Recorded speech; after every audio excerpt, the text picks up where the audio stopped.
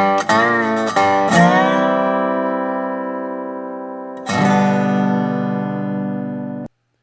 morning, everybody, and welcome to today's Coffee with Craig, where we talk about all things firearms policy, politics, culture, media, you name it. We're talking about it right here on Coffee with Craig. So please take a moment, like and share the program so that your friends can join in the conversation.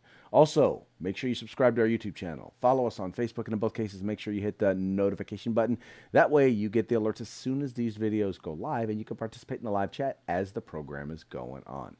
Also, visit fpcgear.com. That's fpcgear.com. It is the place to go to purchase your Pro 2A swag. T-shirts, coffee mugs, hoodies, stickers, you name it. It's all right there. And the best part about it is every dollar that you spend goes right back into the fight for our right to keep and bear arms. So you can support the Second Amendment and you can look good doing it. It's fpcgear.com. All right, speaking of the Second Amendment, it always fascinates me when those who are opposed to our Second Amendment rights decides that they want to pontificate on the Second Amendment and what the Second Amendment is supposed to mean. Now, you and I know that the degree of mental machinations that one has to go through in order to pervert the phrase shall not be infringed is astounding. And yet, and still, there are those who manage to find their way through it. Like this individual, Mr. Chris Cuomo of CNN. A little while back, he decided to pontificate and utilize his law background, because for those of you who do not know, Chris Cuomo is actually an attorney. He's still at the bar. I don't know if he's actually practicing, but I do know that he is a licensed attorney. He went to Fordham Law School. Yes, he went to Fordham Law School. So this is a guy who actually, represents people in court, or at least purports to be able to. How about that? So he decided one day this was not long after the shooting that took place in El Paso, Texas. He decided that he wanted to kind of put out there his perspective on an idea that has long been discussed by anti-gunners, and that's the idea of finding ways in which to restrict the Second Amendment, or in particular when it comes to certain semi-automatic centerfire rifles. So here's what Mr. Cuomo had to say. So he decided to put out a tweet, and in this tweet he said, "To those against removing AR-style weapons, what about requiring the same process as concealed carry permit holders to buy one?" So what he's basically trying to say here is that we ought to have additional restrictions on the ability to be able to purchase firearms that are safe and in common use. Now, mind you, this is the thing that's important to understand. In many states, access to a concealed carry permit is not, how shall we say, it's at the discretion of somebody, in particular, local law enforcement. So you have places like San Francisco, California, where there are a grand total of, I believe now, 4 concealed carry permits in the entire county, the entire city of San Francisco. There's a grand total of 4. You have places where in like Los Angeles, California, where there's millions of people reside, right? Millions. You have under 200 concealed carry permits, and all but a handful are to individuals who are tied to or connected with law enforcement in one way or another. So basically what's happened in those particular areas is there is no right to conceal carry. You have no ability to bear arms outside of your home. So that's what we would be looking at in the same exact situation here. We would be looking at basically situations where in places like San Francisco, places like Chicago, places like Oakland, California, you would not have the ability to be able to purchase one of these firearms, period. Right? So in other words, your right to keep and bear arms would be highly restrictive. So obviously, being intelligent people as you are, you responded to Mr. Cuomo, and he liked that to none. So he decided that he was going to pontificate now on what he believed the Second Amendment was about. So let's see, what did he say he believed the Second Amendment was about? Let's take a look at it. He said, "Do you remember what the 2A was created for? That there was no individual right contemplated until Scalia read it in. If you are an originalist about the Constitution, you have no basis for thinking you and not the state control access. Okay, so this is revisionist history, and this goes back to the fact is that there are actually people who, let me just put it this way. There's two types of reasonings. There's inductive reasoning and there's deductive reasoning. Deductive reasoning is you take all of the information and you come and you work your way down to a conclusion, right? That's deductive reasoning. Inductive reasoning is you start with your conclusion and then you start to build up your argument from there. This is a great example of inductive reasoning, meaning he doesn't want there to be a constitutional right to keep and bear arms. He doesn't want you to be able to own or possess firearms. He doesn't want it to be a right. I'm not saying he doesn't want people to own them. He wants certain people to be able to own them. Obviously, he points out that he's a gun owner in these tweets, but he points out that he's a gun owner because he believes he's responsible, and therefore, because he's responsible and he is part of the elite, therefore he has a right to own it, and he should be able to own it. But the rest of you, yeah, no, you shouldn't. So anyway, I'm getting off track here, but the important thing to understand here is that honestly, up until the Supreme Court in Heller actually noted it even their argument is that there was no enumerator right. In other words, it was never argued that it was an individual right. And here's the thing: there's a reason why it was never argued. Because it seems pretty obvious when it says the people's right to keep and bear arms shall not be infringed. It seemed pretty obvious that you don't have to argue that. I mean, keep in mind, these are the same individuals, the same mental machinations you have to go through to make the argument that they're making as you have to make to make the statement, it depends on what the definition of is.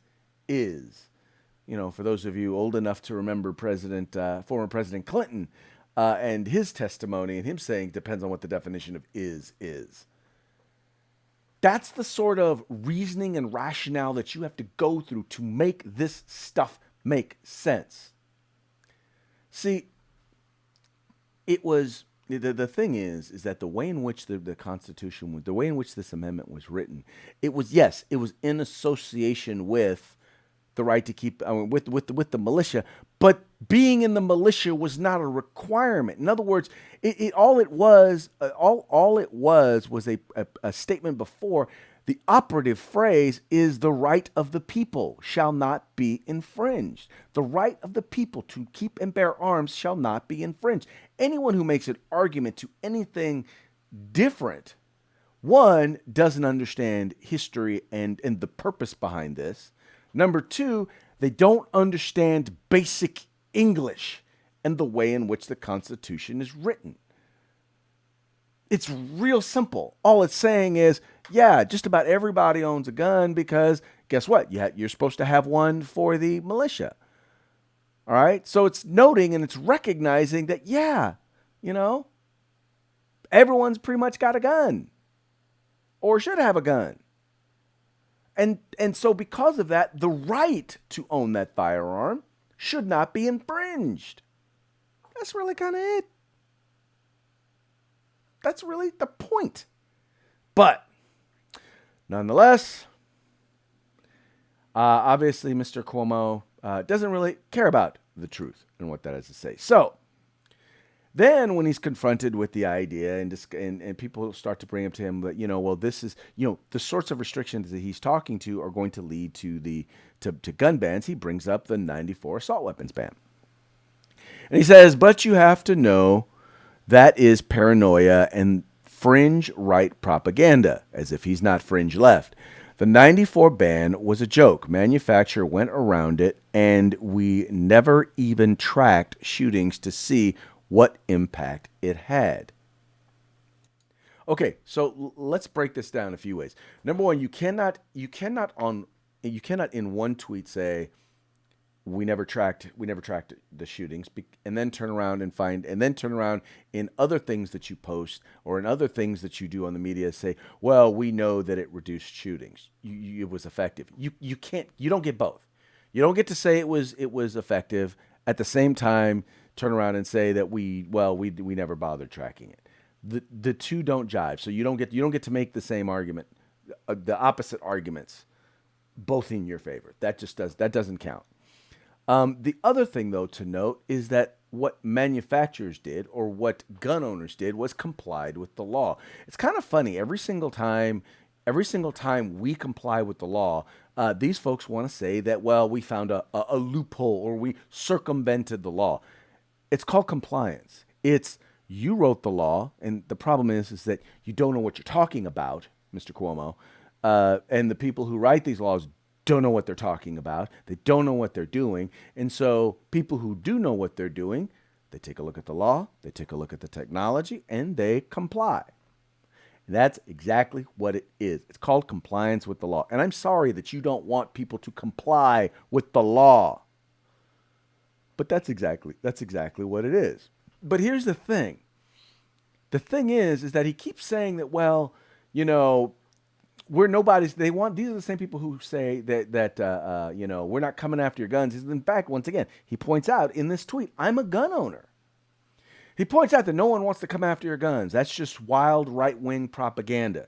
But in his very same post, these are the sorts of things that people who have his back are saying. Oh, I'm sorry. This was one of the things I want to know. This is just so you guys see here. This is what the Second Amendment says. A well-regulated militia being necessary to the security of a free state, the right of the people to keep and bear arms shall not be infringed. Real simple, not hard to talk about. And once again, he gets into talking about this. But here's the thing. These are the things that the people who are behind him are saying. No, nobody needs an AR or assault style weapon. Ask yourself why someone would need one, and the answer will be apparent, assuming you're a person who values life, and I believe you do. Well, keep in mind, I won't even get into the whole pro-life, pro-choice, but anyway, pro-life, pro-abortion thing, but anyway, but you see this whole thing here. All right, let's get into another one. No, but a good idea. Let's get rid of concealed carry permits while we're at it. So you see the direction that they're headed here. Once again, these are people who support him, and there are politicians who believe these exact same things. Here we go. Why does any civilian need an AR-style gun? Why? I haven't heard one decent excuse yet, and the bad guys have them. Excuse is ridiculous. When any civilian has the ability to take 9 lives in less than a minute, we have gone too far as a nation to ignore the obvious. Hashtag gun reform. Now, mind you, this person is ignoring the fact that, well, you can drive a car down a street and take 9 lives in less than a minute. So maybe we need to ban cars. But you get the point that I'm making here. The point is that clearly, these folks want to come after your guns. Clearly, they want to end and get rid of the right to keep and bear arms.